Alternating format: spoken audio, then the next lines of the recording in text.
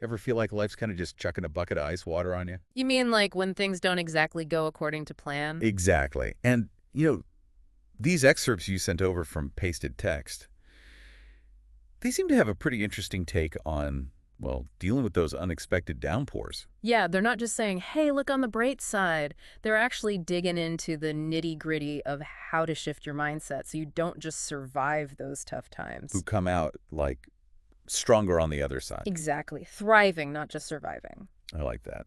And one thing that really jumped out at me was this idea of finding the humor in it all and the inspiration, right? Like turning those life storms into stories worth sharing. You hit the nail on the head there because stories, they're powerful. They make those kind of big abstract ideas like resilience or adaptability feel way more real and relatable. Right. Like it's one thing to say be adaptable. It's another to actually hear a story about how someone handled a crazy situation. Totally. Remember that story you told me about accidentally wearing mismatched shoes to that big presentation? Oh man, don't remind me. Yeah. Talk about a life storm moment, right? Mhm. But you know what? Instead of completely freaking out, I just kind of went with it. And what happened? It actually ended up being a fantastic icebreaker.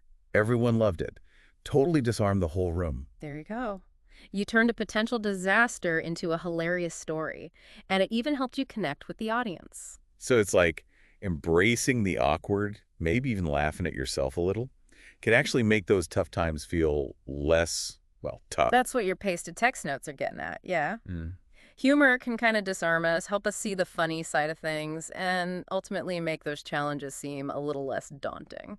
So it's not just adapting, it's adapting with a sense of humor, which honestly sounds way more fun than just grinning and bearing it. But speaking of adapting, there's got to be some folks out there thinking, this is all well and good, but the amount of change we face these days is just overwhelming. How does pasted text address that feeling? It acknowledges that, yeah, constant change can be totally draining. But it also pushes back on the idea that we're helpless in the face of it. Like, we actually have more control than we might think.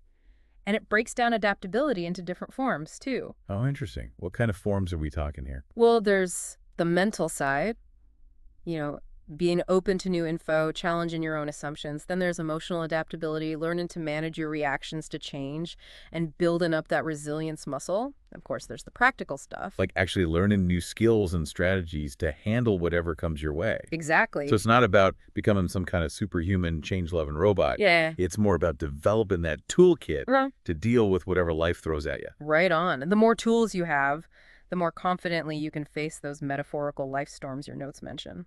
I like that visual. Instead of trying to avoid these storms altogether, it's about learning to, what was it, dance in the rain? All right, so as we wrap up this deep dive into your pasted text, it seems like the big takeaways are finding the humor in the face of challenges, sharing those stories, and building up that adaptable muscle. But here's a thought to ponder.